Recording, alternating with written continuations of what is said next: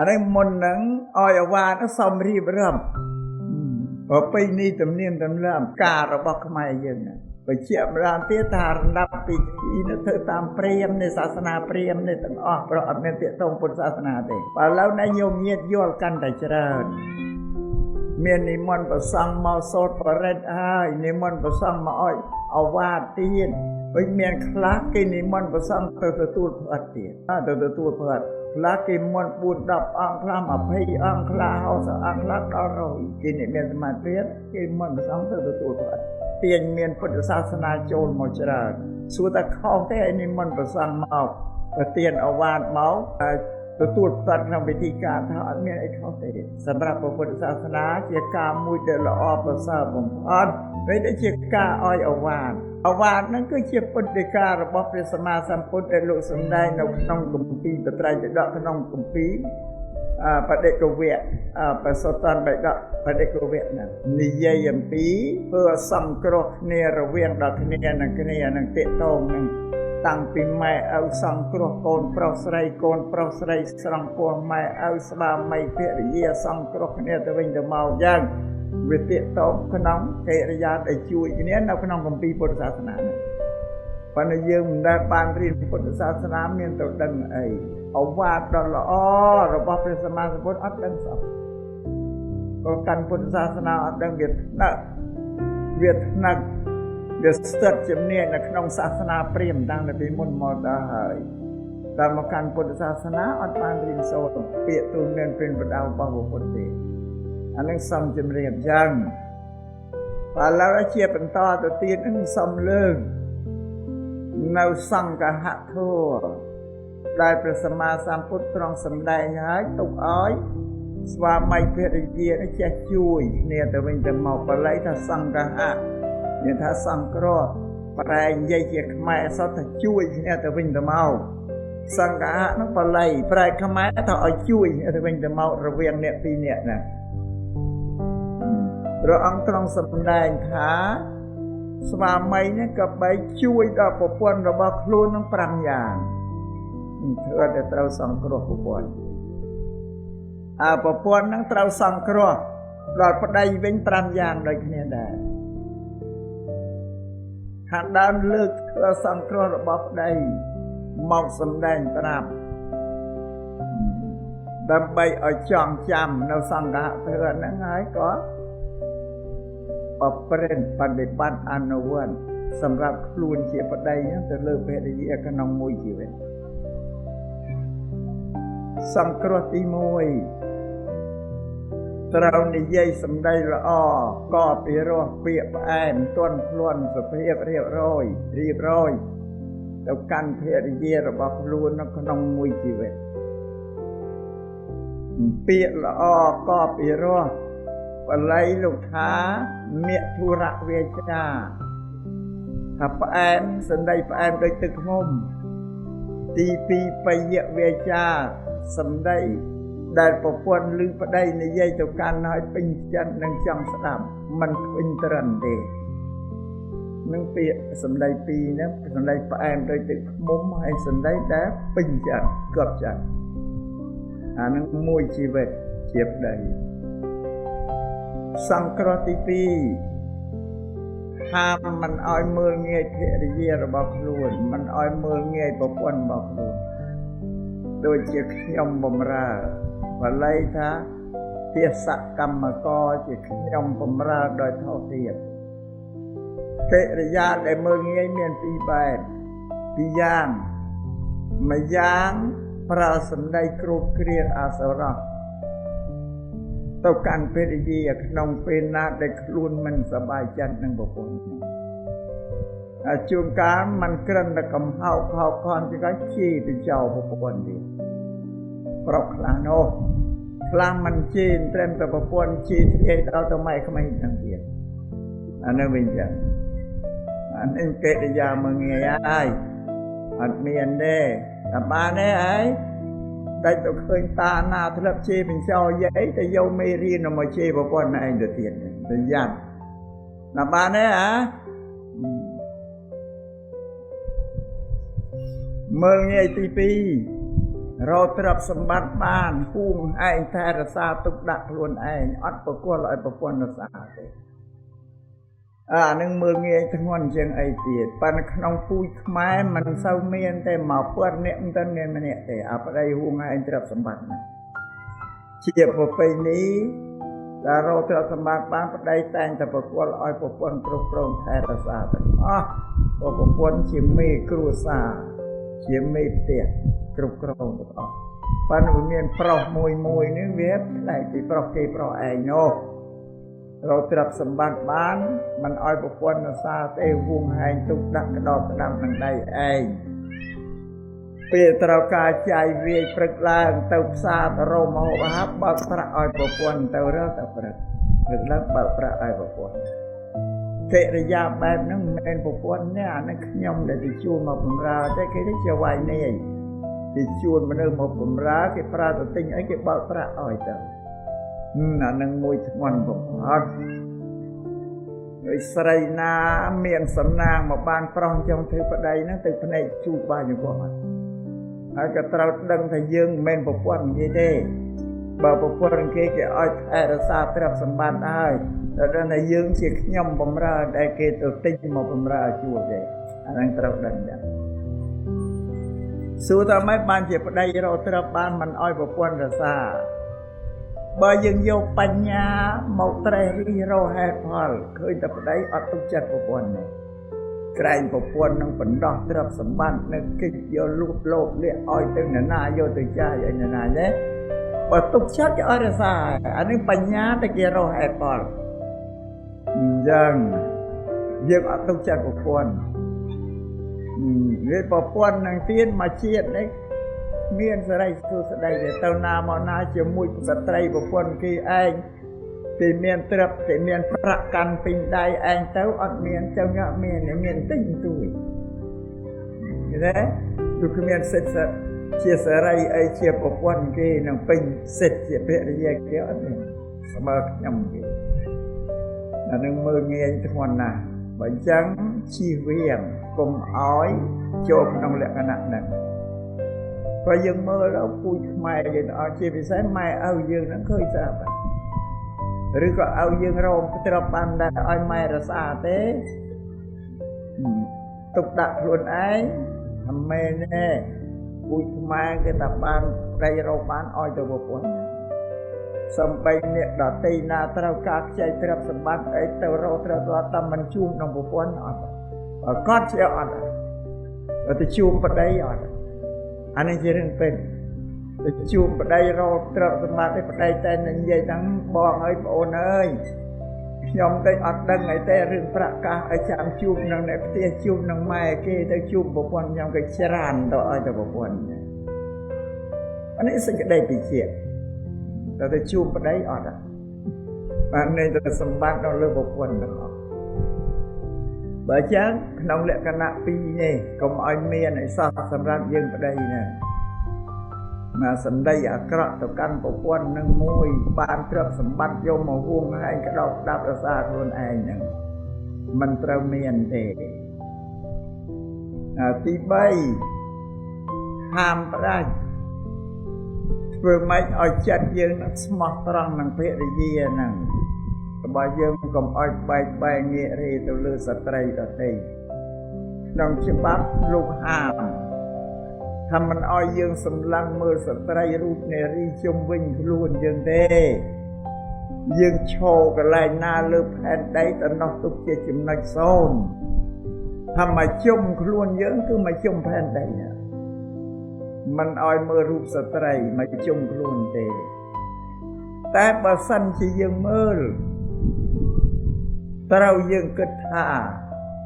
នារីនេះទុកដូចជាកូនអញទុកដូចជាប្អូនអញទុកដូចជាបងអញទុកដូចជាម៉ែអញយាយអញអ៊ំអញឲ្យគិតក្នុងចិត្តចឹងបានចិត្តវាស្ងប់ពីព្រោះយើងមើលទៅមិនលែងមាននារីណាល្អជាងប្រពន្ធយើងប្រកាសជាមានហើយតែឃើញណាល្អជាងប្រពន្ធចិត្តហ្នឹងងាករេចិត្តកំរើតបានលោកថាបើមើលក៏មើលទៅបើឯងនឹកឃើញនាងនោះជាកូនអញទេជាប្អូនអញទេ ជាបងអញទេជាម៉ែអញទេយាយអញទេគិតថាយ៉ាងនេះពុទ្ធលោកបញ្រៀនអានឹងត្រូវយើងគោរពទៅតាមអវាទរបស់ពុទ្ធដែលលោកបញ្រៀនមិនដែលស្រីណាគេព្រមយល់ព្រមឲ្យយើងទៅរកប្រពន្ធមកថែមទីមិនប្រពន្ធណាគេសុខចិត្តឲ្យយើងទៅរកប្រពន្ធទី1ទី2ទី3ថែមទៀតអត់មានទេប្រពន្ធជាម្ចាស់លោកសំដែងថារឿងស្រីប្រុសប្តីប្រពន្ធញីឈ្មោះទេមិនរឿងថ្មីទេអានឹងរឿងចាស់ប្រពន្ធថារឿងចាស់មានតាំងពីយូរណាស់មកហើយនឹងមានតាំងពីកាលណាមកតាំងពីពូជមនុស្សមកនោះបានថានឹងរឿងចាស់ហើយលោកថាជាប្រពៃណីរបស់សត្វលោកទេមិនតែមនុស្សទេដែលមានប្តីប្រពន្ធស្រីប្រុសសំបីសត្វដេរឆានគោក៏បីឆ្កែឆ្មាក៏មានញីមានឈ្មោះដែរឬមិនត្រឹមតែសត្វរហូតដល់រុក្ខជាតិដើមឈើក៏មានញីមានឈ្មោះដែរឃើញទេប៉ុន្តែឈើខ្លះវាមានញីឈ្មោះនៅតាមខ្លួនវាហ្នឹងបើឈើខ្លះវាមានផ្សេងគ្នាដូចជាដើមត្នោតវាមានញីដើមញីផ្សេងឈ្មោះផ្សេងអានឹងផ្សេងគ្នាដូចដើមដូងវាមួយមានជាមួយគ្នាទាំងអស់ផ្កាមកខ្ពោវាមករីតែផ្កាល្អិតហ្នឹងផ្កាឈ្មោលក្តឹបហ្នឹងផ្កាមេមាននៅជាមួយគ្នាហ្នឹងទៅតាមរុក្ខជាតិអានឹងក៏ណាបញ្ជាក់ថារឿងស្រីប្រុសញីឈ្មោលមិនមែនសម្រាប់តែមនុស្ស33រុក្ខជាតិដើមឈើក៏មានញីឈ្មោលដែរតែហ្នឹងបានថាធម្មជាតិប្រពៃណីរបស់ជីវិតមនុស្សសត្វតែកើតមកហ្នឹងតែបើសិនយើងរកមិនមាន2 3ព្រះសម្មាសម្ពុទ្ធលោកថានឹងមិនប្រពៃណីទេអានឹងអបាយមុខគ្រឿងវិន័យយើងទៅស្វែងរកមេរោគចង្រៃនឹងមកដាក់ក្នុងគ្រួសារយើងឲ្យក្តៅឲ្យឆេះលែងមានសុភមង្គលហើយដូចដូនតាចាស់ក៏ថាមកនៅគ្មានតំបៅទៅហើយជំងឺអត់តំបៅសោះទៅហើយជំងឺតំបៅមិនឈឺទៅយកឈើមកចាក់ភ្នែកបានខ្វាក់យកដៃមកលូកឲ្យវាខ្វាក់យ៉ាងកែមើលនេះគាត់ថាមកនៅអាហ្នឹងកុំទៅរកមកគ្មានតំបៅទៅហើយជំងឺហើយវាឈឺកើតពេញគ្រួសារណាអាហ្នឹងប្រយ័ត្នអាហ្នឹងធំជាងគេបំផុតសង្គ្រោះទី4ត្រូវប្រគល់នៅអិសរិយយោគឺភាវៈជាធំការគ្រប់គ្រងគេហដ្ឋានផ្ទះសម្បែងគ្រឿងសម្បត្តិឲ្យដាច់មុខទៅប្រពន្ធនោះឲ្យជាមេគ្រួសារអញ្ចឹងមកឲ្យជាធំក្នុងគ្រួសារមកឯបុរាណលោកថាខ្លែងហើត្បិតខ្យល់នាយឆ្កែត្បិតពលរក្សាឲ្យសមទ្រពគង់ត្បិតស្រីចេះសំចៃទុកផ្ទះធំស្រណុកត្បិតភរិយាជាឲ្យតម្លៃមនុស្សស្រីទេផ្ទះធំស្រណុកឬមានទ្រព្យសម្បត្តិច្រើនប្រុសប្រពន្ធបកែទេអានេះសន្បញ្ជាក់អញ្ចឹងបានថាត្រូវលើកឲ្យភរិយារបស់ខ្លួនជាធំក្នុងការគ្រប់គ្រងទ្រព្យសម្បត្តិទាំងអស់ក្នុងផ្ទះនឹងសង្គ្រោះទី4សង្គ្រោះទី5ត្រូវជួយទៅចេះទំនុកបំរុងគ្រឿងសម្លៀកបំពាក់គ្រឿងអលង្ការមាសពេជ្រខ្សែកខ្សែដៃជាដើមឲ្យដល់ភរិយារបស់ខ្លួនទៅតាមសមត្ថភាពដែលខ្លួនអាចធ្វើបានពេលដែលព្រះសម្មាសម្ពុទ្ធលោកជ្រាបថាស្ត្រីត្រូវការតុបតែងរាងកាយជាងបុរសហើយវាគ្មានរឿងអីកំបាំងទេណាក៏ឃើញដែរស្ត្រីនៅលើពិភពលោកនេះមិនតែខ្មែរទេស្រីសម្បុរសសម្បុរកហមសម្បុរលឿងសម្បុរខ្មៅនៅលើផែនដីត្រូវការតុបតែងរាងកាយជាងបុរសអានេះជាសេចក្តីពិតឃើញនៅអត្តគ្នាអាស្រ័យនេះបានព្រះសម្មាសម្ពុទ្ធថាក៏បីយើងប្តីហ្នឹងចេះជួយទំនុកបំរុងរឿងសម្លៀកបំពាក់និងគ្រឿងតុបតែងរាងកាយឲ្យដល់ភរិយារបស់ខ្លួនហើយជាគ្រឿងដែល វិធីដែលលើកទឹកចិត្តប្រពន្ធហ្នឹងឲ្យមានភាពក្តីភាពមកលើខ្លួនហ្នឹងកាន់តែខ្លាំងទៅទៀតដែលប្រពន្ធគិតនឹកក្នុងចិត្តកតាំងប្តីពីស្រឡាញ់ឯងពីចេះជួយទំនុកម្រងតាំងពីសម្លៀកបំពាក់គ្រឿងអលង្ការតុបតែងរាងកាយគេគិតអញ្ចឹងដែលអញ្ចឹងភរិយាមានសេចក្តីធ្ងន់ចិត្តជាទីពឹងជីវិតរបស់ខ្លួននឹងដែលជាប្រពន្ធរបស់ប្តីណាគឺថាមានការស្មោះត្រង់កាន់តែខ្លាំងក្លាឡើងចំពោះយើងជាប្តីអានេះកិរិយាសង្គ្រោះ5យ៉ាងទៅលើប្រពន្ធដែលព្រះសម្មាសម្ពុទ្ធលោកបង្រៀនឲ្យយើងប្តីហ្នឹងសង្គ្រោះប្រពន្ធសម្រាប់ប្រពន្ធវិញសង្គ្រោះប្តីរបស់ខ្លួនដោយស្ថាន5យ៉ាងដែរទី1ត្រូវធ្វើម្ហូបអាហារបាយសម្លជាដើមដែលជាគ្រឿងបរិភោគសម្រាប់បំបត្តិរោគឃ្លានប្រាឃ្លានបាយនេះជារោគមួយយ៉ាងធំបំផុតមនុស្សតែឃ្លានបាយឲ្យចិត្តទៅល្អទេគ្រប់តែគ្នាហ្នឹងឯងអ្នកណាក៏ដោយទៅធ្វើការហត់នឿយអស់កម្លាំងឃ្លានបាយឡើងទឹកមុខប្រែពឿនពុកទឹកមុខឡើងខ្មៅឃើញទេនេះមកពុទ្ធថាឲ្យគោរពពេលវេលាហ្នឹងឲ្យបាយទឹកឲ្យទៀងទាត់ទម្លាប់គ្រួសារយើងបរិភោគម៉ោងណាពេលណាដល់ម៉ោងពេលត្រូវឲ្យឆ្អិនទោះបីយើងឃ្លានក្តីយើងមិនឃ្លានក្តីក៏ត្រូវតែឆ្អិនដែរប្រាណហ្នឹងជា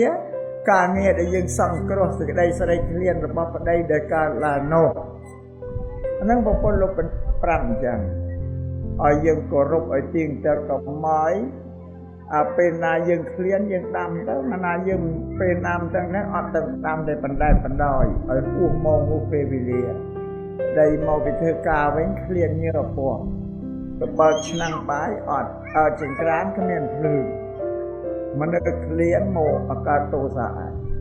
សួរទៅនៅផ្ទះធ្វើអីមកព្រឹកតែស្មានតែមិនដាំបាយអីហ្នឹង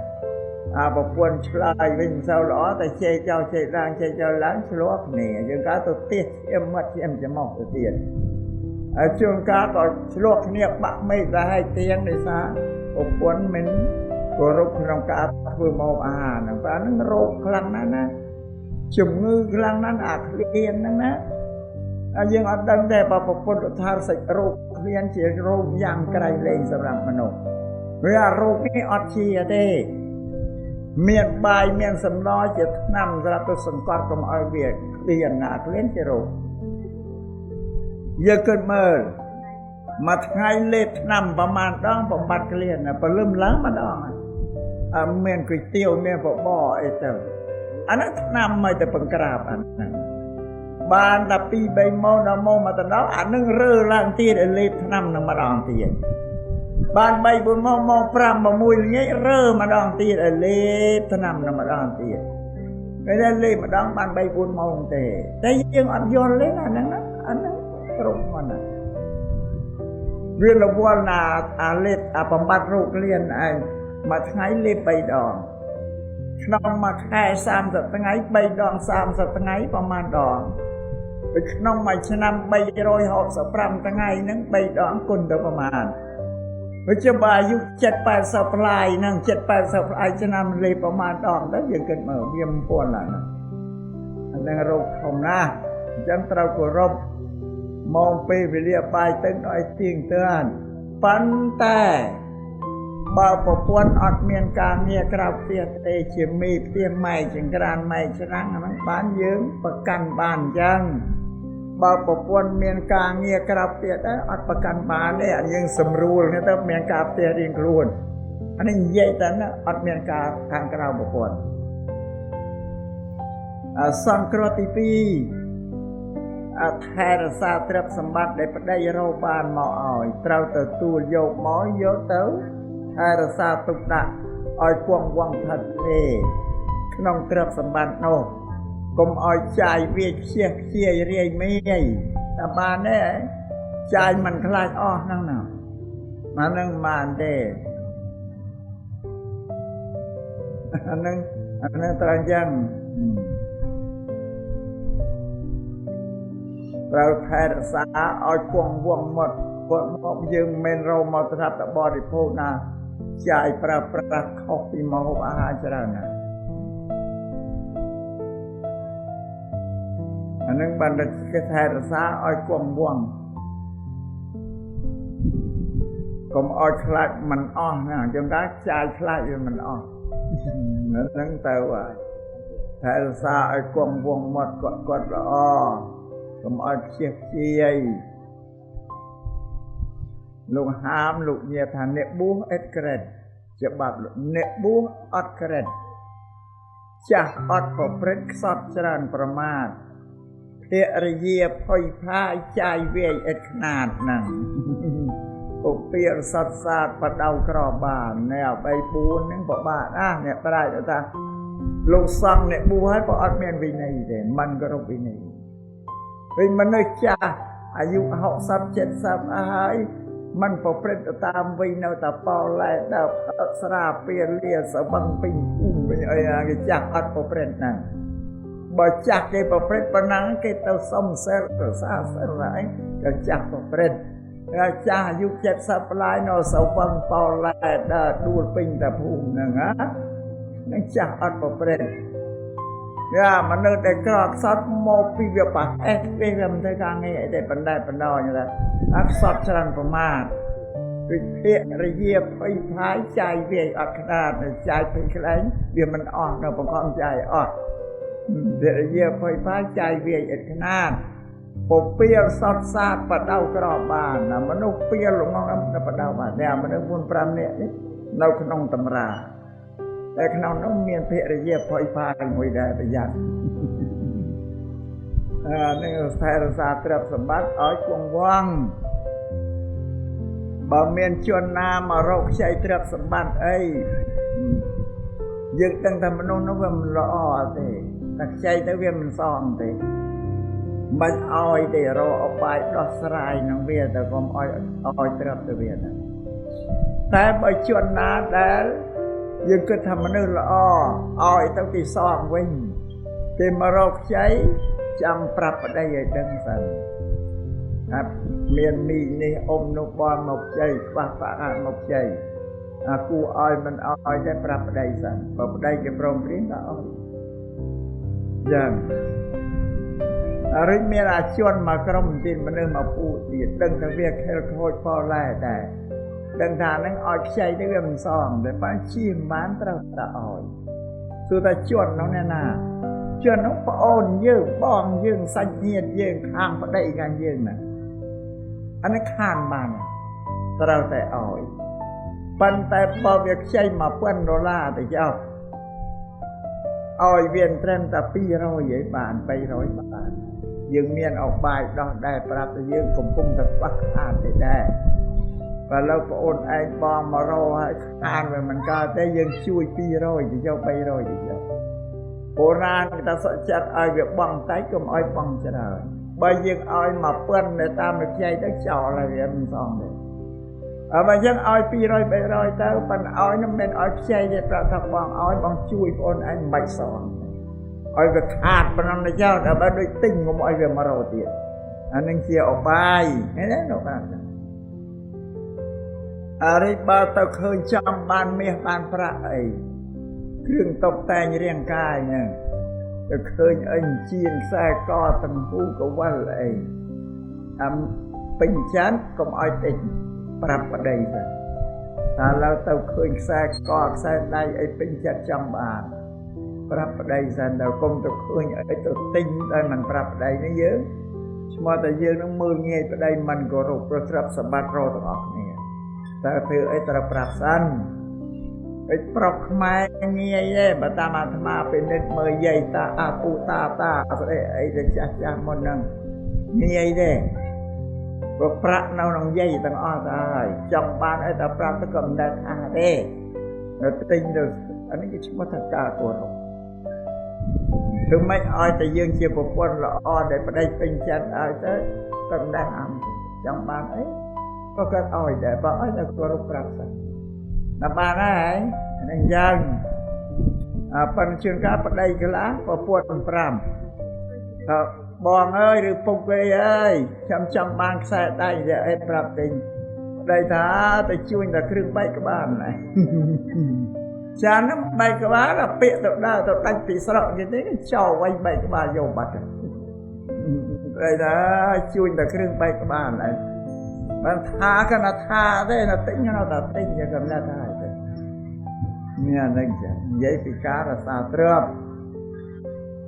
ហើយមាននិយាយតាមានអាចារ្យអីមករីឃោសនាអីការកសាងកុដិកសាងសាលាទៅអីបន្តិចបន្ទួចចូលគេទៅបរិច្ចាគចូលកុំប្រាប់ទេប្តីមិននៅតែខ្ញុំមិនហ៊ានចាំប្តីមកសាណាទៅអង្គុយចាំយកប្រាក់យើងមកកណាត់ថ្ងៃរកប្តីមកប្រយ័ត្នព្រោះប្រយ័ត្នគោរពប្តីពេកទៅ4-5,000រៀល10000នេះថាឲ្យគ្នាអង្គុយចាំប្តីមកសិនបងអីព្រោះល្ងាចប្រយ័ត្នហួសអាហ្នឹងបើគេថាម៉ាត់ស្អាតហួសពេកអីក៏វាជ្រុលដែរចូលគេទៅចាំប្តីមកលើកដៃសំភារប្តីជូនញ៉ាំបានចូលបន់គេសាងសាលាសាងវត្ត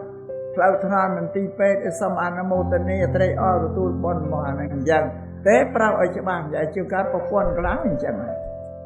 គេប្តីបានទោះទៅឲ្យស្លោទៅឆ្ងល់បានឆ្នាំងវែងណាមកស្លោបានទងវែងប្រេះគេចឹងក៏រងអញ្ចឹងផងនឹងនិយាយអត់តង់វែងឆ្នាំងវែងអញ្ចឹងទេអានេះនិយាយពីការរក្សាទ្រព្យឲ្យជាវែងឆ្ងាយសម្បើរិទ្ធសង្គ្រោះទី3ត្រូវថែរក្សាចិត្តរបស់ខ្លួនឲ្យស្មោះត្រង់នឹងប្តីដែរដូចគ្នាទី3នេះកុំឲ្យសម្លឹងមើលប្រុសជុំវិញខ្លួនយើងមកផែនដីណាតែមើលមិនលែងមានអាណាល្អជាងប្តីយើងទេតែឃើញហើយបែកចិត្តក្រេកចិត្តដែរបើសិនយើងមើលឃើញដូចគិតថាប្រុសនេះដូចកូនអញប្អូនអញបងអញឪអញត្រូវគិតថាអញ្ចឹងចិត្តវាស្ងប់រិះមនុស្សស្រីយើងក្នុងប្រពៃណីទំនៀមទម្លាប់ខ្មែរយើងប្រុសគេគិតថាមនុស្សស្រីនេះជាម៉ែរបស់មនុស្សប្រុសទាំងអស់សំបីព្រះសម្មាសម្ពុទ្ធក៏លោកកើតពីមនុស្សស្រីដែរបើអញ្ចឹងគេឲ្យតម្លៃមនុស្សស្រីហ្នឹង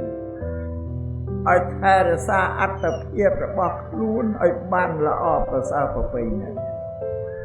រិះបើផ្លិតតែយើងលំអៀងចិត្តប្រែងាករេចិត្តពីប្តីគេឃើញពីអេរិយាបថគេដឹងស្គាល់វាខុសប្រកដែរនេះត្រូវដឹងចឹងហើយបើផ្លិតតែយើងលំអៀងទៅមែន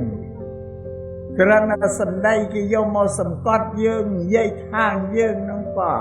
សម្ដីនឹងវាមុតសង្កត់តាមនេះទេគេថាស្រីកាកៃស្រីក្ងោកមាសស្រីផេតប្តីស្រីក្បត់ប្តីនេះគេមកសង្កត់សំបោហាស័ព្ទនោះអត់ពីរោះគេយកមកប្រើបានណាប្រយ័ត្នធ្វើមិនចាត់ឲ្យស្មោះត្រង់នឹងស្វាមីនឹងមួយមកជីវិតសង្គ្រោះទី4ត្រូវតាំងខ្លួនជាប្រពន្ធដែលមិនខ្ជិលឧស្សាហ៍ព្យាយាមធ្វើកិច្ចការងារគ្រប់គ្រងទ្រព្យសម្បត្តិទាំងអស់ក្នុងគេថានឹងប្រយើងជាមេគ្រួសារតែយើងខ្ជិលហើយខូចអត់ស្អីក៏មិនធ្វើដែរទុកអាចខូចចោលទាំងអស់បានប្រពន្ធលោកតាឲ្យតាំងខ្លួនជាភរិយាដែលមិនខ្ជិលច្រអូសធ្វើកិច្ចការងារដោយម៉ត់ចាត់ជាទីបំផុតទី4គឺកុំខ្ជិលនិយាយខ្លីចឹងទី5ត្រូវចេះទទួលបដិសន្ធារៈរិទ្ធិរឹបរោគចំពោះញាតិទាំងពីរខាងឲ្យស្មើគ្នាញាតិខាងយើងគឺម៉ែយើងឪយើងមីមីអ៊ំតាពូយាយបងប្អូនយើងញាតិខាងប្តីម៉ែក្មេងឪក្មេងបងថ្លៃប្អូនថ្លៃឲ្យទាំងអស់ញាតិទាំងពីរនេះក៏បីយើងធ្វើការរិទ្ធិបដិសន្ធារៈឲ្យស្មើគ្នាកុំឲ្យមានខ្ពស់ទាបប្រពន្ធខ្លះរិទ្ធិតែម៉ែឪបងប្អូនឯងទេមករិទ្ធិរស់រាយអស់ពីចិត្តអស់ពីថ្លើមអស់ពីពោះអស់ពីពងស៊ីចោបុតពីអីហ្នឹងខាងប្តីមករិទ្ធិតែប៉ុណ្ណស្រាលឡើយយើងកុំភ្លេចថាប្តីភ្នែកក៏នៅភ្លឺតិចក៏នៅលឺគេឃើញកាលម៉ែឪយ៉ាងមកយើងរិទ្ធិមិនដល់ម៉ែឪគេមកយើងរិទ្ធិមិនគេឃើញតែមិនស្មើគ្នាគេនឹកក្នុងចិត្ត អើយប្រពន្ធអញចិត្តមិនបានទេគេរាប់អានតែម៉ែឪបងប្អូនគេទេខ្លាំងខ្លាអស់ពីចិត្តពីត្រើម៉ែឪឯងមកចំដៃចំមាត់ចំកប៉ុណ្ណឹង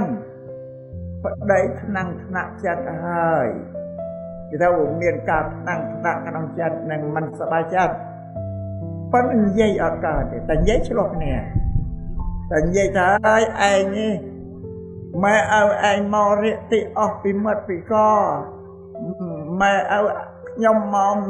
រៀកទីដែរបើឡើយតែថាអញ្ចឹងឆ្លោះគ្នាហើយនៅប្តីអត់និយាយកើតទេទុកតែក្នុងចិត្តសំដោយបុរាណនោះថាហាទៅវាស្លាក់ឈៀកទៅវាស្លែងស្ដោះទៅលើមេឃវាធ្លាក់មកលើទ្រូងឯងក៏ចាំចំបែងអរាតែម្នាក់ឯងមិនសប្បាយចិត្តអស់ប្រពន្ធនេះប្រាប់ទី5ណាបើសិនណាយើងរៀកទីឲ្យស្មារភាពនេះប្តីគេឃើញគេមើលគេនឹកក្នុងចិត្តប្រពន្ធអញគេស្រឡាញ់ម៉ែឪគេមិនបងប្អូនម៉ែគេក៏ស្រឡាញ់ម៉ែឪអញដូចគ្នាយ៉ាងដែរធ្វើឲ្យប្តីមានភាពក្តីភាពស្រឡាញ់មកយើងណាវាកាន់តែទ្វេទៀតទំនុកទឹកចិត្តលើកទឹកចិត្តយ៉ាងទៀតនេះកិរិយាដែលត្រូវសង្គ្រោះដល់ស្វាមីវិញ5យ៉ាងប៉ុណ្ណឹងឯងព្រះសម្មាសម្ពុទ្ធលោកបង្រៀននេះជាឧបមារបស់ពុទ្ធវាឧបមា5យ៉ាងនេះជាកូនសោសុភមង្គលនៃជីវិតរបស់យើងសេចក្តីសុខស្ដីសុភមង្គលជីវិតយើងដោយសារធ្វើ5យ៉ាងនេះឯងមិនជឿអ្នកទាំងពីរធ្វើឲ្យផ្ទុយទៅពី5យ៉ាងនេះសុភមង្គលបាត់ហើយកើតអសន្នរោគនៅក្នុងគ្រួសារសម្លក់សម្លឹងគ្នាទៅវិញទៅមកព្រោះអត់សប្បាយចិត្តធ្វើសេចក្តីមិនល្អដល់គ្នានេះធ្វើ5យ៉ាងណាបានធ្វើ5យ៉ាងនេះជាកូនសោជាសុភមង្គលសិរីសុខស្ដីសម្រាប់ជីវិតយើងធ្វើ5យ៉ាងសត្វតែការងារដែលយើងធ្វើទាំងអស់មិនមែនធ្វើបន់ស្រន់ទេណា5យ៉ាងគឺធ្វើជាទូការងារដែលយើងធ្វើដោយកាយកម្មវិច័យកម្មមនោកម្មសម្រាប់ពុទ្ធសាសនារួចម្យ៉ាងទៀតកុំមកទៅសវឹងនឹងចៅមហាអាចារ្យមេបាបងប្អូនដែលគេឲ្យពោហ្នឹងឬមិនសវឹងនឹងពោហ្នឹងតាមបានទេហើយថ្ងៃមង្គលការយើងអ្នកណាក៏ដោយតាំងពីចៅមហាតាំងពីអាចារ្យតាំងពីមេបាបងប្អូនដែលគេមកចងដៃគេឲ្យពោយើងឲ្យយើងបានសុខសប្បាយមានជោគជ័យសួស្ដីមានទ្រព្យមានសម្បត្តិហើយសេចក្តីសុខសាន្តទាំងអស់ក្នុងជីវិតយើងសម្ដីមនុស្សដែលមករោងការគេនិយាយផ្លូវតែមួយទេផ្លូវរបស់សម្ដីគេតែមួយគេចង់ឲ្យយើងសុខសួស្ដីចឹងតែខ្លះឲ្យនៅជាមួយគ្នាដល់តែចាស់ខំពូតបេះខំជ័យរបូតឯណាទៅទៀតនិយាយនោះគេមេត្តាអានឹងអត់ប្រកែទេណាកុំទៅសវណ្ណាហ្នឹងគ្រាន់តែគេប្រាប់មេត្តាចិត្តទេចិត្តដែលគេស្រឡាញ់យើងចិត្តដែលគេអាណិតយើងគេប្រាប់ថាចិត្តគេចង់ឲ្យអ្នកឯងបានសុខសួស្ដីចឹងប៉ុន្តែអត់ស័ក្តិសិទ្ធិយកមកធ្វើអីកើតទេបានថាកុំទៅសវណ្ណាហ្នឹងប្រភពនៃសេចក្តីសុខគឺធ្វើ5យ៉ាងនេះឯងឥឡូវលើករឿងមួយបញ្ជាក់ប្រាប់តែកុំឲ្យសវឹងនឹងពោណារឿងវេស្សន្តរជាដកលោកមានកូន2ស្រី1ប្រុស1ជាលីកាសនាបងប្អូនបង្កើតគ្នាតែថ្ងៃក្រោយមកមាននគរមួយឈ្មោះនគរទេវលង្កាស្ដេចនឹងអត់មានព្រះរាជបុត្រទេមានកូននេះស្ដេចនឹងទីវង្គត់ផុតទៅអត់ខ្សត់ក្រុងរាជម្ល៉េះហើយប្រពៃណីនគរនោះតើតាអ្នកណាបងប្អូនបង្កើតគ្នារៀបចំជាគូស្វាមីភរិយាបានគេឲ្យទៅស្ដេចគ្រប់គ្រងប្រទេសយ៉ាងដល់អញ្ចឹងទៅក៏គេមកទាក់ទងជាលីយ៉ាងទៅដើម្បីទៅធ្វើជាស្ដេចគ្រប់គ្រងប្រទេសទេវលង្កាណាជាលីនិយាយទៅកាន់នាងកសនាតែកសនាប្អូនឲ្យឥឡូវនេះអ្នកនគរទេវលង្កានឹងស្ដេចលោកទីវង្គត់ទៅអត់មានកូនទេហើយគេត្រូវការចង់បានយើងទៅគ្រប់គ្រងរាជសម្បត្តិ បណ្ណប្រទេសគេតែលបងប្អូនបង្កើតរៀបចំអភិសេកជាប្តីប្រពន្ធបានគេឲ្យគ្រប់គ្រងរាជសួរតែកសនាកសនាតើកសនាប្អូនគិតយ៉ាងណាដែរតែនាងកសនានាងគិតពីក្តីកន្សត់កាលនៅពីតូចទៅនៅក្នុងភ្នំព្រៃគិរីបង្កត់នៅជីវិតតែ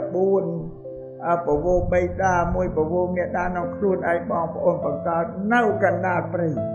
សត្វជើងជាមួយសត្វមរណនឹកឃើញរឿងអហ្នឹងឯងក៏សក់ចាត់សម្រាប់តណៃរៀបចំសំគុំជាគូស្វាមីភរិយាទៅចុះប្រពព្រៀងក៏រៀបចំអភិសេកទៅគេរៀបរាប់ថាអ្នកដែលមកធ្វើចៅមហាមេបាសត្វទេវតាប្អិនប្រព្រំសត្វពួកមាត់ទៅមិនមហាយើងស្ងាញ់ហ្នឹងទេទេវតាប្អិនប្រព្រំណាមកធ្វើមេបាធ្វើចៅមហាឲ្យពោឲ្យជ័យដល់ចំអ្នកពីរនាក់អត់បាននៅជាមួយគ្នាទេបែកគ្នា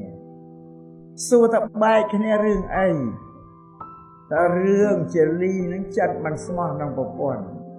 មើលពួកស្រីស្នំនឹងបរិវារទៅមើលឃើញរូបល្អជាងប្រពន្ធលោកបែកចិត្តទៅនឹងពួកស្រីស្នំអ្នកបំរើនោះដល់នាងកសនានឹងដឹងអញ្ចឹងតាមទៅដល់នៅកន្លែងទៅឃើញស្ដីឲ្យថាឲ្យទៅជាលីនៅឃើញប្រពន្ធទៅស្ដីឲ្យនឹងមុខស្រីខឹងទៅទៀតទៀសនាងកសនានៅមកដែរទៀតនាងកសនាក៏ខឹងហើយក៏តាំងរំលើកបើកកាយយំហើយកំសត់ខ្លួនរំលើកបើកកាយកាលនៅក្នុងទិរីបង្កត់តែពីរនាក់បងប្អូនវាកំសត់ជីវិតតែ2ជីវិតតែ4និងពវមេតាបិតានោះរហូតដល់ទៅពវបិតាឲ្យទានទៅដល់ជជក់ព្រាមទៀតជជក់នឹងវាយនាងកសនាជាលីបងយកខ្នងទៅរោមមិនឲ្យប្អូនត្រូវរំពាត់តែជក់នឹងលើកបាត់កកាយយំនិយាយថាប៉ាដល់មកពេលនេះមិនបានជាបងគួយចិត្តហើយនាងបដិញ្ញាថាយើងមិនបាននៅរូបទេគឺចែកផ្លូវគ្នាលែងលះគ្នាបាក់បែកឯថាការលែងលះគ្នាមិនមែនតែជាតិនេះទេអនាគតជាតិទៅមុខជាតិណាក៏មិនឲ្យជួបពោះជាមួយគ្នាយ៉ាងនេះទេនឹងសេចក្តីបញ្ជាក់ទេវតាពោទេវតាប្អិនប្រព្រំនៅជួយមិនរួចនៅវិជាយ៉ាងបានទេហើយតែទៅស្រវឹងនឹងពោអាចារ្យនេះខកខ្លួនទៀតហើយ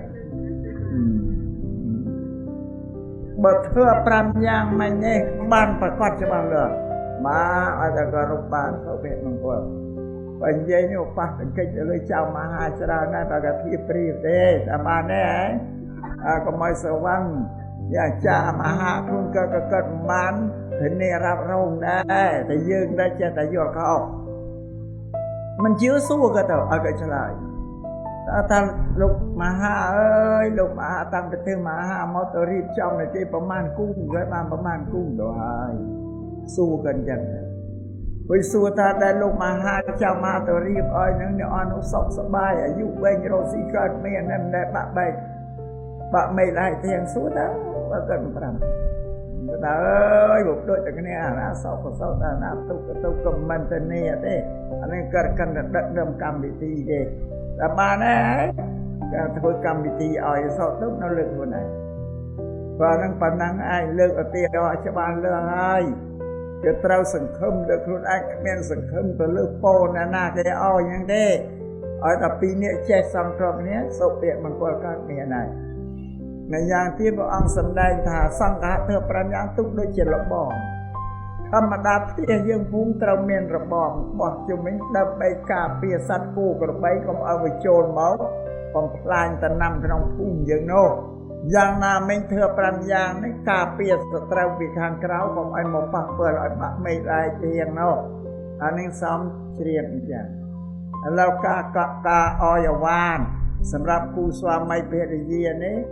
បើមានប្រមាណប៉ុណ្ណឹងហើយជាពាក្យទូមានព្រានបដៅរបស់ព្រះពុទ្ធទេ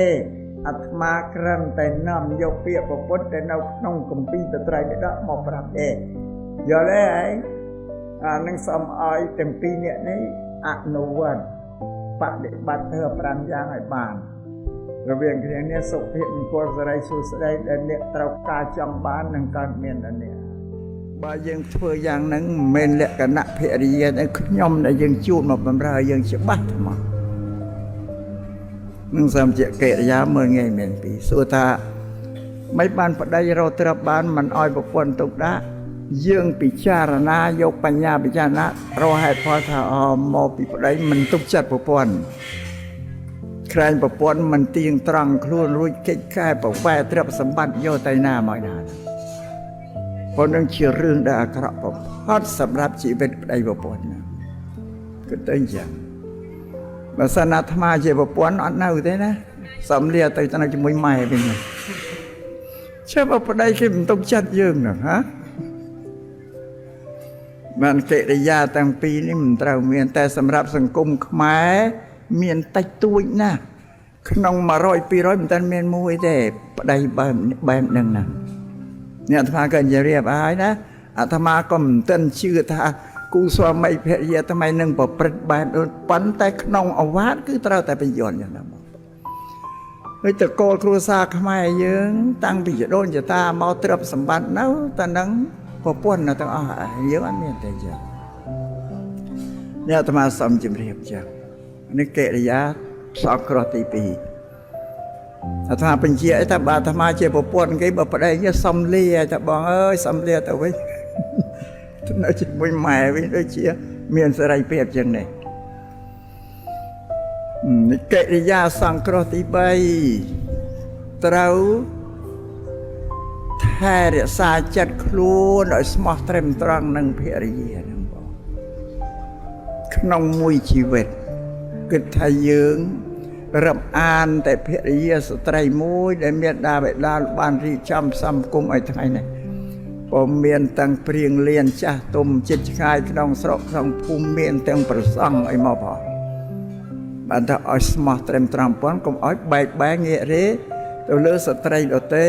ត្នេះសំញ័យឲ្យពឹស្ដាតែចោលព្រះសម្មាសម្ពុទ្ធព្រះអង្គទ្រង់សម្ដែងថារឿងគូសកលប្តីប្រពន្ធនេះមិនរឿងអីប្លែកទេអានេះជារឿងប្រវេណីលោកថាប្រវេណីរបស់សត្វលោកមិនមែនរឿងអីប្លែកទេហើយរឿងនេះក៏មិនមែនរឿងថ្មីទេជារឿងចាស់មានតាំងពីយូរណាស់ហ្នឹងក៏ឲ្យតែមានមនុស្សមកគឺមានរឿងហ្នឹងឯងបានថារឿងចាស់នៅថាជាប្រវេណីរបស់សត្វវាមិនត្រឹមតែយើងជាមនុស្សទេសូម្បីតែសត្វចតុបាទទ្វេបាទសត្វតិចសត្វតូចធំក៏ត្រូវមានញីមានឈ្មោះដូចតែគ្នាវារហូតដល់ទៅដើមរុក្ខជាតិដើមឈើទៀតយើងមើលសាមានញីឈ្មោះដូចតែគ្នាជាពិសេសដើមត្នោតយើងមានដើមញីដើមឈ្មោះដូចផ្សេងគ្នាឈើដទៃទៀតតែមួយដើមតែមានផ្កាញីផ្កាឈ្មោះនៅជាមួយគ្នានៅស្រេច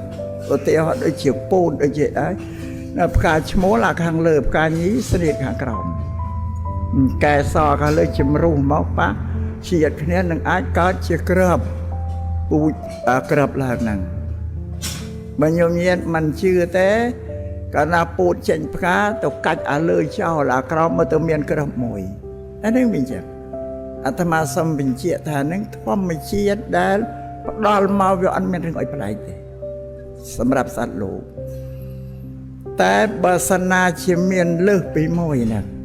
តែទៅដល់2ព្រះសម្មាសម្ពុទ្ធហ្នឹងមិនមែនប្រពៃណីទេប្រកាសថាយើងទៅស្វែងរកភ្លើងមកដុតគ្រួសារយើងឲ្យឆេះហើយឲ្យក្តៅក្រហាយឆេះឈួលរោលរៀលអត់នៅជាមួយគ្នាបានទេពុំនោះសោតដូចជាបុរាណនោះថាមិននៅគ្មានតំបៅទៅហៅជំងឺតំបៅមិនឈឺយកឈើចាក់ភ្នែកមិនខ្វាក់ទៅយកដៃលូកអានេះយើងបង្កើតខ្លួនជាតែហ្នឹងណាអានេះបុរាណបើតែបើអញ្ចឹងអត់ត្រូវឲ្យមានទេរួចក្នុងពុទ្ធសាសនាព្រះសម្មាសម្ពុទ្ធលោកបញ្ជាក់ថាយើងមិនឲ្យយើងមើលរូបនារីជុំវិញខ្លួនយើងទេជុំវិញខ្លួនយើងលោកឲ្យតាំងខ្លួនយើងជាចំណុចសូន្យនៃផែនដីឈរចាំកណ្ដាលចំណុចសូន្យវិជ្ជកវាលផែនដីទាំងមួយគឺមកជុំវិញហ្នឹងមិនមែនមិនឲ្យមើលជុំវិញមកស្រុកម្នេតព្រះនេះទេណាប្រយ័ត្នច្រឡំមកផែនដី តែបើសិនយើងសម្លឹងមើលរូបនារីហើយយើងត្រូវគិតថានារីនឹងទុកដូចជាកូនអញប្អូនអញបងអញម៉ែអញនេះត្រូវគិតថាបានចិត្តយើងវាស្ងប់បើមើលហើយមិនមានបញ្ញាអីចិត្តមិនស្ងប់ទេនេះសំបញ្ជាក់ចឹងមើលក៏មើលចាប់បើត្រូវគិតថានារីដូចជាម៉ែអញកូនអញបងអញប្អូនអញអត់ត្រូវគោរពឲ្យចិត្តវាស្ងប់នឹងសំបញ្យល់នៃទៅទៀតចឹងនៅក្នុងកិរិយាសង្គ្រោះទី3ហ្នឹងវានឹងធំបំផុតឲ្យសម្រាប់ជីវិតមនុស្សមិនដែលប្រពន្ធណាគេសក់ចិត្តឲ្យយើងទៅរក3មកតំបន់ហ្នឹងទេបងនេះសង្គ្រោះទី3អទី4ត្រូវប្រគល់នៅគ្រឿងអិសរិយយោគឺភាវៈជាធំក្នុងផ្ទះមេគ្រួសារចាត់ចែងទាំងអស់ថែរក្សាទុកដាក់ទ្រព្យសម្បត្តិចាត់ចែងឲ្យដាច់មុខទៅប្រពន្ធទៅយើងលើកប្រពន្ធយើងឲ្យមានកិត្តិយសជាមេគ្រួសារបុរាណលោកថាខ្លែងហើតបិតខ្យល់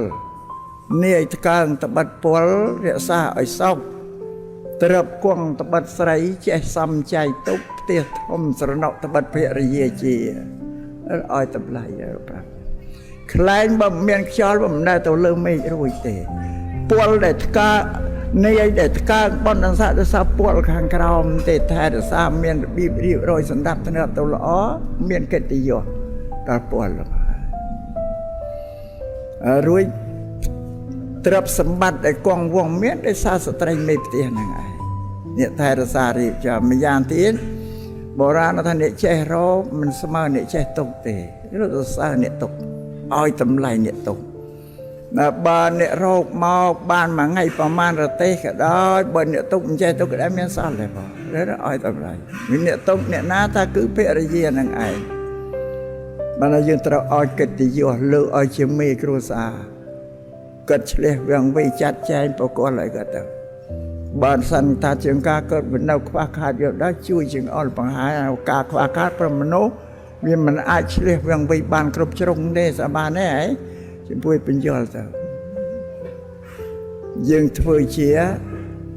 អ្នកនៅក្រោមម្លប់របស់ភរិយាទៅវិញទៅសូកុំទៅដណ្ដើមក្រែងប្រពន្ធមានមុខមានមាត់អញ្ចឹងលួចចំជាល្ងងហើយកុំនៅទី5សង្គ្រោះដោយត្រូវទំនុកបំរុងគ្រឿងសម្លៀកបំពាក់គ្រឿងអលង្ការតុបតែងរាងកាយឲ្យដល់ភរិយារបស់ខ្លួនទៅតាមលទ្ធភាពព្រះសម្មាសម្ពុទ្ធលោកជួយយល់ជាទីបំផុតឲ្យយើងស្វាមីនេះជួយទំនុកបំរុងសម្លៀកបំពាក់គ្រឿងអលង្ការតុបតែងទាំងអស់ព្រះអង្គជ្រាបថាឲ្យតែឈ្មោះថាស្រីស្ត្រីនៅលើផែនដីទាំងអស់ទោះបីស្ត្រីសបល់សក្តីខ្មៅក្តីលឿងក្រហមត្រូវការតុបតែងរាងកាយជាងបរិសុទ្ធហើយនឹងមិនមែនជារឿងដែលមិនដែលឃើញទេត្រូវឃើញគ្រប់តែគ្នាបានអាត្មាកាន់តែបន្ថែមទីឲ្យវាមមប្រជាជាងកាយយើងបានគិតទេហើយការជួយទំនុកបំរុងគ្រឿងអលង្ការតុបតែងរាងកាយឲ្យភរិយាដូចជាគ្រឿងលើកទឹកចិត្តភរិយាឲ្យកាន់តែមានភក្តីភាពមកលៀងស្មាច់កាន់តែធ្ងន់ទៅទៀតវាទៅវាទ្វេគាត់អាចនឹកថាប្តីឯគេទំនុកបំរុងរាប់អានឯងសំបីតែគ្រឿងសម្លៀកបំពាក់គ្រឿងតុបតែងក៏គេគិតជួយដែរអានោះលើកទឹកចិត្តប្រពន្ធបើប្រពន្ធអត់ថាអើយបងឲ្យខ្ញុំបងឯងជួយយកខ្ញុំកាន់តែស្រឡាញ់បងចឹងក៏មិនដែរនិយាយទេគាត់ក៏សម្គាល់ក្នុងចិត្តដែរនេះកិរិយាសម្រាប់យើងស្វាមីសង្គ្រោះភរិយាមាន5ម្ដងហើយសម្រាប់ភរិយាវិញសង្គ្រោះស្វាមីរបស់ខ្លួនទី1ត្រូវធ្វើម្ហូបអាហារបាយសម្លជាដើមប្រចាំគ្រួសាររបស់យើងឲ្យទៀងទាត់ពេលវេលាទម្លាប់គ្រួសារបរិភោគម៉ោងណាពេលណាដល់ពេលត្រូវឲ្យឆ្អិនទោះបីយើងមិនឃ្លានក៏ត្រូវតែឆ្អិនដែលព្រោះយើងសង្គ្រោះដល់ស្វាមីរបស់យើងដែលក៏ធ្វើការងារមកស្រីឃ្លាន អាសក្តីស្រេកឃ្លាននេះនាំធ្វើឲ្យចិត្តមនុស្សនោះអត់សប្បាយទៅលំទៅលាចង្អៀតចង្អល់សក្តីស្រេកឃ្លាននោះព្រះសម្មាសម្ពុទ្ធទ្រង់សម្ដែងប្រាប់ពីសក្តីស្រេកឃ្លានតែជីកិច្ឆាបរមារោគាគ្មានអ្វីរោគអ្វីដែលធ្ងន់ស្មើនឹងរោគឃ្លានតែឃ្លានហ្នឹងគឺអាប់អស់ឲ្យបញ្ញាឲ្យមិនរីករាយសំបីតែទឹកមុខក៏ប្រហែលដែរអានឹងសំជ្រាបចឹងតែបើចឹងយើងត្រូវគោរពមកពេលវេលានោះឲ្យទៀងទាត់ជាងកាលមានរឿងអីមិនល្អក្នុងគ្រួសារណាស្វាមីអត់ដឹងទេស្វាមីមកពីធ្វើការវិញកុំទិនយករឿងហ្នឹងទៅប្រាប់មុខមនុស្សកំពុងក្លៀនបាយអត់សូវល្អទេ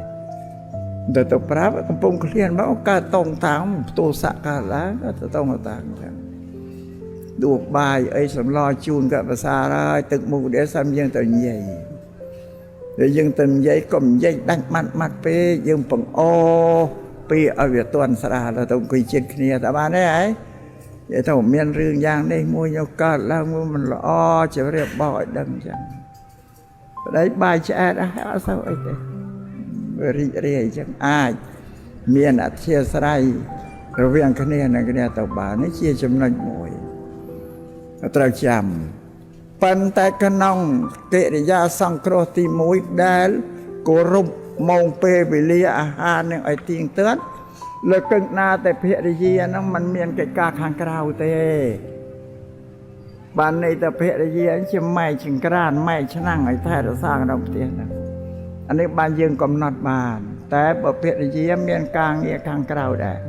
បើសប្តាហ៍ស្ត្រីក៏ច្រើនមានការងារក្រៅផ្ទះដែរបើអញ្ចឹងអត់កំណត់បានតែយើងសម្រួលទៅតែបានទេហ៎សម្រួលគ្នាព្រោះមានការក្រៅផ្ទះទាំងអស់គ្នាសង្គ្រោះទី2ថែរក្សាទ្រព្យសម្បត្តិដែលប្តីរកបានមកប្រគល់ឲ្យយើងថែរក្សាក៏បីយើងទទួលយកវិស្វាមីទៅថែរក្សាទុកដាក់ដោយល្អឲ្យគង់វងកុំឲ្យបាត់បង់ខូចអន្តរាយទៅដោយប្រការណាមួយដែលវាមិនសមរម្យណាសមរម្យបានន័យថាយើងប្រើប្រាស់ចាយវាខ្ជិះខ្ជាយអត់បើគិតណាចាតែចាយទៅមិនគិតខ្លាចវាអស់ណាដូចចាស់ទៅទៅរកស៊ីមួយម៉ាត់បានស៊ីតែល្អចាយតែល្អណាមានអីស្អល់រួចយើងមិនមែនត្រូវការតែយកមកបរិភោគណាបរិភោគចំណែកមួយតូចទេណាចាយប្រើប្រាស់ពីនឹងច្រើនណាស់បានឲ្យយើងថែរក្សាឲ្យគង់វង្សដូចជាការធ្វើម្ហូបអាហារប្រចាំថ្ងៃយើងលេងតែមិនចាំពិបាកសួរស្វាមីថាឲ្យទៅទិញសាច់ជ្រូកប្រមាណខាំទិញបន្លែប្រមាណមិនទៅសួរទេអានោះមិនរឿងអញ្ចឹងនៅយើងមេផ្ទះយើងចាត់ចែងប្រយ័ត្នទៅរូបខ្លាំងពេកទៅផ្សារក៏សួរប្តីដែរឲ្យទិញតែជើអស់ហ៎យើងទៅអស់អត់តែនេះយើងចាយវិញមើលទៅតាមហេតុការណ៍ដែលយើងគួរចាយវិញនេះអាការព្រឹត្តព្រៀងជាងការផ្គត់ផ្គង់ពេកទៅជារឿងកំណាញ់មួយកាន់តែអាក្រក់ជាងនឹងទៅទៀតនេះប្រយ័ត្នតែយើងផ្គត់ផ្គង់ខ្លាចបើបើទៅជាកំណាញ់អានេះវាអត់ទៅអញ្ចឹងទេយើងផ្គត់ផ្គង់កុំចាយវាប្រដារីឯការចាយវាប្រើប្រាស់តម្រូវទៅតាមកាលវេលាយើងត្រូវតែចាយឧទាហរណ៍ស្វាមីមិននៅមានអាចារ្យមានឯណាមកឃោសនាទៅសាងសាលាសាងវិហារឯណាចឹងប្រាប់ទៅទេអាចារ្យចាំប្តីខ្ញុំមកចាំនៅសួរប្តីខ្ញុំសិនអញ្ចឹងអាចារ្យហ្នឹងអង្គុយចាំយើងទៅបាត់ចាំមិនបាច់ទេយើងលះទៅប្រមាណចំនួនយើងបរិច្ចាគបានចូលក៏រួមតែមិនទេតែប្តីមកវិញក៏លើកដៃសំភារថាព្រឹកមិញថ្ងៃមិញមានអាចារ្យវត្តនេះវត្តនោះគាត់មករេងផ្ទះទៅកសាងនេះកសាងខ្ញុំបានបរិច្ចាគចំនួនដែលតែសំជូនបន់ដល់បងសំអនុមោទនាបន់ឲ្យគេរីករាយចាអានេះខ្ញុំមិនចាំពិបាកប្រាប់ទេអានេះសូមជ្រាបចឹងតែបើចាយវាខុសពីនោះមាននរណាមួយមកខ្ចីថាមាននៅនោះគេមកខ្ចីទ្រព្យសម្បត្តិតែគួរឲ្យមិនឲ្យបើប្តីព្រមព្រៀងក៏យើងឲ្យទៅតែបើយើងស្គាល់ថាមនុស្សនោះវាមិនល្អតែឲ្យទៅវាមិនសងវិញរកបាយដោះស្រាយហើយទៅកុំនាំរឿងមកបំពល់ឲ្យប្តីហ្នឹងតែមានជនមកពួកទៀតទៅបែបដឹងថានេះខូចឲ្យទៅវាមិនសងមកវិញក៏ជិះវាមិនរួយសួរថាជននោះជាណាច ជាងកាលបងប្អូនខាងយើងខាងប្តីនេះកូនក្មួយយើងមើលគេរកហូចវាមករកខ្ចីបុលយើងយើងមិនអោយគឺវាមិនបានសាច់យាវដូចដាច់ពេកចឹងប៉ុន្តែទីអយើងថាបើវាមកខ្ចីយើង$1000ទៅចុះយើងធ្វើអបាយដោះស្រាយឲ្យត្រឹមតែ$200 $300អីទៅបានដោយការដែលឲ្យនឹងយើងមិនមែនឲ្យខ្ចីទេយើងឲ្យដាច់ជួយសង្គ្រោះតែម្ដងមានថាបងកំពុងតែខ្វះចាល់មុខចាល់ធ្វើនេះទៅដោះស្រាយវាមិនរួចកំពុងចាល់បើដល់ប្អូនមកហើយក៏ជាវាមិនរួចក៏ជួយប្អូនបានប៉ុណ្ណេះប៉ុណ្ណោះទៅប៉ាត់បងជួយនេះมันបានជាឲ្យខ្ចីបលជួយដាច់តែមកតែមិនសោះតែបានហើយណាបុរាណថាសុខចិត្តឲ្យវាបងតិចក៏ឲ្យវាបងច្រើនបងតែ200បានមកឲ្យ1000ទៅបងតែអស់ហ្នឹងមួយហើយមួយទៀតធម្មតាយើងនារីស្ត្រីដែលអាត្មាបានរៀបរាប់មិញត្រូវការតុបតែងអលង្ការនោះវាច្រើនទៅឃើញហាងមេហាងពេជ្រអីដើរទៅឃើញវាល្អក៏ចិត្តពេញចិត្តចង់បានកុំទិញសំគាល់ចាំដល់មកផ្ទះប្រាប់ស្វាមីសិនថាបងអើយចាំទៅហាងគេលក់មេពេកឃើញគេលក់អញ្ជៀនខ្សែដៃឲ្យដេកពេញចិត្តចង់បានប្រាប់ប្តីចឹងសម្រាប់ប្រុសខ្មែរងាយណាស់អាត្មាកើតមកអាត្មាសំបីតែញោមស្រីអាត្មាដូចតែគ្នាថាប្រុសខ្មែរងាយណាស់អើយតែពេញចិត្តប្រពន្ធទុកចិត្តឲ្យក៏មិនខ្វល់ទិញអីក៏ទិញតែបានបើញោមប្រុសអាត្មាក៏តែជើងអន់ញោមស្រីថាទៅទិញតែគ្រឿង3ក្បាលចាហ្នឹងមកហ្នឹងចោលប្លន់ហ្នឹងមិន3ក្បាលក៏ចំអន់ប្រពន្ធលេងចាបើក៏មិនថាទេអាហ្នឹងអញ្ចឹងត្រូវគោរពធម្មតាប្រុសខ្មែរអត់ដែលខ្វល់ខ្វាយអីទេអាហ្នឹងអញ្ចឹងតែបានទេហ៎ត្រូវយើងប្រាប់ស្វាមីសិនគឺជាការគោរពដល់ស្វាមីយើងណាតែប៉ុន្តែទៀតក្នុងកិច្ចការយកគ្នាទៅគោរពគ្នាទៅវិញទៅមកអានេះនិយាយពីការថែរក្សាទុកដាក់ទ្រព្យសម្បត្តិនោះទី3ក៏មានកិរិយាសង្គ្រោះដូចគ្នាដែរថែរក្សាចិត្តរបស់យើងឲ្យស្មោះត្រង់នឹងស្វាមីនេះក្នុងមួយជីវិតនេះគឺយើងមិនអាចបែកងាកទេទៅលើណាបានទេហើយកិរិយាដែលសម្លឹងមើលជំវិញខ្លួនរបស់យើងអីចឹងដែរឃើញបរោះប្រណាក្តីត្រូវគិតថានេះដូចជាបងអញកូនអញប្អូនអញចឹងគេសម្គាល់ថាជាដូចឪអញចឹងដូចគ្នាចឹងនឹងត្រូវឲ្យកំណត់ចិត្តអញ្ចឹងហើយសម្រាប់វាជាប្រពៃណីរបស់ខ្មែរមនុស្សប្រុសវាខេលខូចទេណាក្បត់ប្រពន្ធគេមិនថាក្បត់ប្រពន្ធនេះដែរនឹងខូចមានស្រីច្រើនតែអញ្ចឹងប៉ុន្តែបើយើងជាស្ត្រីនេះអត់ទេគេសង្កត់យើងថាដូចជាមនុស្សអស់សេរីសួស្តីអស់លក្ខណៈអីទាំងអស់គេមិនឲ្យតម្លៃទេអានេះយើងត្រូវដឹងស្រាប់សំបីតែគេយកពាក្យសម្ដីដែលមកប្រើសង្កត់យើងក៏អត់ល្អដែរមែនតែគេថាស្រីកាកៃគេទៅធីបនាងកាកៃស្រីកងោកមេស្រីផែនក្បត់ប្តីគេដែរគេប្រើពាក្យអាក្រក់ណាស់ពាក្យដែលគេថាយើងនោះអត់ព្រោះតែទួយទេមកថាត្រូវថែរក្សាចិត្តរបស់យើងឲ្យស្មោះត្រង់នឹងស្វាមីនឹងមួយជីវិតកិរិយាសង្គ្រោះទី4ត្រូវតាំងខ្លួនជាស្ត្រីឧស្សាហ៍ព្យាយាមមិនខ្ជិលច្រអូសនេះចំណុចមួយសំខាន់ដែលប្រពន្ធលោកប្រាប់យើងជាប្រពន្ធព្រោះចាយើងជាធំក្នុងគ្រួសារថែរក្សាទ្រព្យសម្បត្តិតែជិះបើយើងខ្ជិលច្រអូសมันអន្តរាយទាំងអស់ស្អីក៏ខូចដែរយើងមិនយកចិត្តទុកដាក់ធ្វើគឺថាខ្ជិះខ្ជាយឲ្យតែផុតពីដៃពីជើងទៅកវីកវាទៅត្រូវបោះខូចអត់មានណាគ្រប់គ្រងបើកាលពីយើងនៅជាមួយនឹងមេដាបេដារបស់យើងមានម៉ែយើងយើងធ្វើមិនសូវធ្វើយកចិត្តទុកដាក់គាត់ក៏ធ្វើទៅស្ដីបន្ទោសទៅហើយធម្មតាខ្ជិលច្រអូសនេះណាក៏មានដែរប៉ុន្តែអាត្មាមិនសួរចិនកែងទេបើគាត់ជាមានហើយបងអាត្មាមិនសួរចិនកែងទេ ប៉ុន្តែពីមុនយើងនៅជាមួយម៉ែណាយើងមិនធ្វើម៉ែក៏ធ្វើម៉ែប្រើឲ្យទៅបោះខ្ជិលក៏វិចេះយ៉ាទៅក៏វិញបោះចោលម៉ែប្រើឲ្យទៅលាងចានលើកជាលក់តែក៏មិនជ្រះឲ្យខ្លាញ់ឲ្យប្រឡាក់ពេញតែចានឆ្នាំហ្នឹងអានេះសេចក្តីជិលប៉ុន្តែឥឡូវអត់បានទេតែធ្វើយ៉ាងហ្នឹងអត់បានទេតែធ្វើឲ្យដោយម៉ត់ចាត់ផុតទុកដាក់បើយើងគិតថាយើងមេគ្រួសារគ្រប់គ្រងអស់ទ្រព្យសម្បត្តិយើងគង់វង្សដោយសារយើងអន្តរាយទៅប្រោះតែយើងណានេះចំណុចមួយណាចំណុចទីសង្គ្រោះទី5ត្រូវចេះបដិសន្ធារៈទទួលរិទ្ធិរាប់អានចំពោះជនជាញាតិមិត្តរបស់យើងក្តីរបស់ប្តីក្តីឲ្យស្មើគ្នាហើយយើងរាប់អានម៉ែឪបងប្អូនមីមីយើងយ៉ាងណាខាងប្តីម៉ែក្មេកឪក្មេកបងប្អូនអីទាំងអស់ឲ្យស្មើគ្នាពេលដែលជួបដែលកើតមកផ្ទះយើងរាក់ទាក់ប្រពន្ធខ្លះអត់ទេណារាក់ទាក់តែនឹងម៉ែឪបងប្អូនឯងទេអស់ពីពោះអស់ពីពងពីចិត្តខ្លាមរីករាយក្អាក់ក្អាយតែម៉ែក្មេកឪក្មេកមកនៅរាយដល់បើចង់មាត់ចង់កវាអត់ដូចគ្នាទេអត់តែនឹងកុំភ្លេចអាត្មាប្រាប់តែកុំភ្លេចប្តីក៏មនុស្សដូចតែយើងដែលមានភ្នែកតែកន្លក់មើលពេលដល់គឺយ៉ាងប្រពន្ធអញឲ្យម៉ែឪបងប្អូនមកគេរាក់ទាក់ក្អាក់ក្អាយរីករាយអស់ពីព្រោះពងដល់ម៉ែឪបងប្អូនក៏ឯងមកគេរាក់ទាក់ដល់បសោះរង្គើយល្វើយប្តីឃើញពេលប្តីឃើញហើយរមែងថ្នាក់ក្នុងចិត្តគិត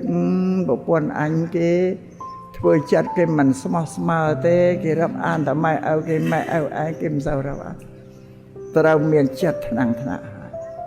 វាអត់ដែលថ្នាក់ក្នុងប្រពន្ធនឹងនិយាយអត់បានទៀតរឿងវាតិចតួចបើថាអើយឯងនេះរាប់អានតែម៉ែឪឯងម៉ែឪគ្នាមករាប់អានតិចតួចតែអញ្ចឹងប្រពន្ធខឹងអាចមានខឹងនៅទៀតព្រោះឯងនិយាយវាមិនចេញនៅទៀតសូចិត្តលេបព្រោះដល់អត់សប្បាយចិត្តទេដោយបុរាណគេថាថ្នាក់ឲ្យនិយាយប្រាប់គ្នាវាមិនកើតទៀតដែរបុរាណថាហាទៅវាស្លាប់ខៀកទៅវាស្លែងស្ដោះទៅលើមេឃវាធ្លាក់មកលើទ្រូងឯងវាចំបែងអរាក្តៅក្ដួលតែម្នាក់ឯងបើនឹងធ្វើឲ្យប្តីនោះក្រៀកចិត្តយើងទៀតហើយថយចិត្តគេថាថ្នាក់ចុះគេស្រឡាញ់តែម៉ែឪគេម៉ែឪឯងមកគេមិនអោយតម្លៃចឹងហើយសូមបញ្ជាក់រឿងមួយនឹងធំណាស់បាទនឹងបដិសន្ធារៈបើសិនណាយើងទទួលរិទ្ធិឲ្យស្មោះស្មើគ្នាទៅប្តីមានភ្នែកដែលគេមើលឃើញដឹងអូប្រពន្ធអញទេមិនមានលំអៀងទេគេឲ្យតម្លៃម៉ែឪគេម៉ែឪអញពីសប្បាយចិត្តនឹងភរិយាទៅសប្បាយចិត្តទៅវាពេញចិត្តកាន់តែមានភក្តីភាពខ្លាំងទៅលើភរិយាទៀតអានឹងកិរិយាដែលយើងជាភរិយាត្រូវសង្គ្រោះដល់ស្វាមីនេះគឺដោយស្ថាន5យ៉ាងហ្នឹងឯងធ្វើ5យ៉ាងនេះជាសុភមង្គលជាកូនសោបង្កើតសេចក្តីសុខសួស្តីដល់អ្នកទាំងពីរសុភមង្គលមិនកើតមកពីមហាអាចារ្យមេបាចាស់ទុំឲ្យពោឲ្យជ័យទេអានេះកុំច្រឡំអានេះវាគ្រាន់តែអ្នកទាំងអស់គ្នាគេបញ្ចេញទឹកចិត្តមេត្តារបស់គេមកលើយើងនឹងតែចង់ឲ្យអ្នកបែបគូសកលនឹងបានសុខបានសួស្ដីជោគជ័យអាយុវែងចម្រើនទ្រព្យសម្បត្តិអីទាំងអស់គេឲ្យក្នុងមនុស្សមកពិធីយើងអ្នកណាគេក៏ឲ្យពុកផ្លូវតែមួយអញ្ចឹងឯងអានឹងអញ្ចឹងណាប៉ុន្តែប្រយ័ត្នយើងលងងទៅអានឹងពោនៅប្រកែទៅត្រេះអត់ទេគេប្រាប់មេត្តាចិត្តគេទេរីឯសេចក្តីសុភមង្គលនៅធ្វើមិញហ្នឹងឯង5យ៉ាងមិញហ្នឹងឯងបើសិនណាធ្វើ5យ៉ាងមិញអ្នកទាំងពីរអនុវត្តមិនបានទេអត់យូរទេតែសន្លក់សន្លឹងដាក់គ្នាឧទាហរណ៍ប្តីហាមិត្តឡើងនិយាយទៅកាន់ប្រពន្ធងប់ងាក់ស្អីប្រពន្ធលឺធុញមិនចង់ស្ដាប់ទៀតអានេះវាមានប្រតិកម្មហើយវាយ៉ាងអរិយប្រពន្ធនឹងទៀតបាយទឹកមិនចំណៃចង់ធ្វើម៉ោងប្រហែលក៏ធ្វើមិនចង់ធ្វើក៏ឲ្យទៅថ្ងៃត្រង់ឲ្យបែរតែប្តីមកនេះហ្នឹងមួយទៀតហើយគេថាឲ្យតែផ្ទុយក្នុង5យ៉ាងហ្នឹងគឺត្រូវមានបញ្ហាសន្លក់សន្លើងនេះអាត្មាប្រាប់អញ្ចឹងវិញញោមញាតិខ្លះទៀតថ ថាអូយលោកមហានេះគិតទៅរៀបមង្គលកូនចៅណាក៏ល្អណាស់បានសុខសួស្តីជិញមង្គលសប្បាយឡើងបន់ឡើងស័ក្តិអាហ្នឹងក៏មួយដែរក៏ប៉ុន្តែគិតមិនបានទៅសួរលោកចៅមហារៀបចំធ្វើផ្សំគុំគេប្រមាណគូហើយឲ្យក៏រាប់តែចឹងសួរក៏អញ្ចឹងសិនក៏ប្រាប់ទៅអូខ្ញុំរាប់រៀបចំឲ្យគេ50-60គូតែសួរថាតែលោកអាចារ្យទៅរៀបចំបានសុខបានចម្រើនសួស្តីអីគ្នាទេសួរមកគ្រប់តែគូនៅឯមែនប្រកាសជាមហាអត់បានឆ្លើយទេនរណាសុខក៏សុខតែនរណាទុក្ខក៏ទុក្ខអាណាក្រក៏ក្រតែអាណាមានក៏មាននេះក៏អាចឆ្លើយអត់ហ៊ានទៅនេះទេអានេះវាគ្រាន់តែជាអ្នកមករៀបចំមង្គលអញ្ចឹងមែនទេលោកមហាណានឹងក៏ប្រយ័ត្នយល់ច្រឡំមកទៀតរឿងហើយអត់មែនទេឡាអាត្មាលើករឿងមួយដល់ខ្លីរឿងនោះមានវែងឆ្ងាយណាស់បើនិយាយកាត់ឲ្យខ្លីយកក្តៅចេញញើសបើរៀបរឿងប្រវត្តិដើមវាអត់ឡើងនិយាយសរុបឲ្យខ្លីជាលីកសនាជាកូនប្រុសកូនស្រីរបស់ព្រះបាទស្រីវិសណ្ដបងប្អូនប្រកាសដល់កាលណារៀបចំសំគុំនៅនគរមួយប្រពៃណីរបស់គេទាល់តែបងប្អូនបង្កើតបានរៀបចំសំគុំជាអកមសេបានជាក្សត្រក្រុងរាជគេបានប្រពៃណីស្រុកគេម្ល៉េះហើយក៏អាចលីនិយាយទៅកាន់ក្រស្នាប្អូននៅតាមបែបតាមបត់អីទៅរៀបរាប់ប្រាប់ទៅនាងកស្នានឹងលឺបងនិយាយទៅគឺវានឹកឃើញអនុស្សាវរីយ៍ជីវិតដែលកំសត់ជាមួយគ្នាក្នុងព្រៃនោះក៏សច្ចិតព្រមព្រៀងថាធ្វើជាប្រពន្ធបងទៅចុះបងបង្កើតណាក្នុងពិធីមង្គលឃើញរៀបរាប់តែសត្វទេវតាប្អិនប្រព្រំអ្នកមានមិត្តទៅផងមកធ្វើមេបាចៅមហាអីហ្នឹងពូសមិត្តទៅមកឲ្យពោរៀបចំឲ្យអាយុវែងឲ្យបានសុខចម្រើនជោគជ័យសួស្តីដល់ចុងចប់អត់បានទេពួកមិត្តទៅនោះក៏ជួយមិនរួចដែរអ្នកទាំងពីរត្រូវបែកបាក់គ្នាសួរថាបែកបាក់គ្នារឿងអីមូលហេតុរឿងអីថារឿងជាលីហ្នឹងរំពេញមើលស្រីស្នំឯករបស់ខ្លួនមើលទៅឃើញមានស្នំឯកនោះល្អជាងប្រពន្ធឯងដល់ពេលណាហ្នឹងណាដល់ពេលដល់បែកចាត់បែកត្រូវក៏ទៅបស្រ័យតាកតងទៅត្រូវអារម្មណ៍នេះទៅក៏បងទៅនៅលោភលៀកជាមួយគ្នាដល់នាងកស្នានាងដឹងញ៉តែរឿងមានរឿងអីក្តៅកាហាយជាងហ្នឹងបងដឹងក៏ក្តៅឈួលព្រាមតាមទៅដល់កន្លែងទៅរកដល់ទៅស្ដីទៅថាឲ្យជ្រះឆ្អេះក្នុងមុខស្រីនេះឯងតែចឹងជាលីក៏ខឹងទីថាប្រពន្ធមកស្ដីឲ្យក្នុងមុខស្រីកាន់ទៅផ្ទះប្រពន្ធហ្នឹងទៅចឹងនិយាយពីនាងកស្នាលំប៉ាហើយក៏កោកកាយពីរូងរៀមព្រាមតលេងកាលឯកំសត់នៅជាមួយគ្នាក្នុងព្រៃតែពីរនាក់បងប្អូនអីលើកតាំងថាប្អូនបងថ្លឹមអ៊ីតាប្អូនកាលប្រវោបអេដាឲ្យទៀនមកជាជក់ព្រាមជាព្រាមលើករំពេចវាយប្អូនបងយកខ្នងមករោគមិនឲ្យត្រូវប្អូនទេរឹកតែចោតដល់មករឿងប្រេនេះមិនបាននិយាយទៅជារឿងអញ្ចឹងជាលីដល់ប្រពន្ធនោះលំប៉ាក៏កោកកាយអនុស្សាវរីយ៍មកក៏ស្ងៀមអត់និយាយចេញនឹកឃើញរឿងចាស់ណា